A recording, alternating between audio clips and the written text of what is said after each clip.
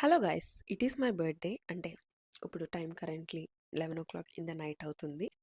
ఇప్పుడు నేను నా బర్త్డే మిడ్ నైట్ ఏమైనా సర్ప్రైజ్ ఇస్తారేమో మా హస్బెండ్ అని చెప్పేసి రెడీ అవుతున్నాను. So let's get dressed.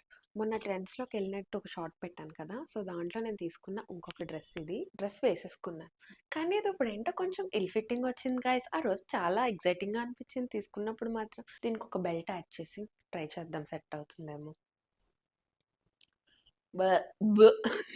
This did not బాలేదు.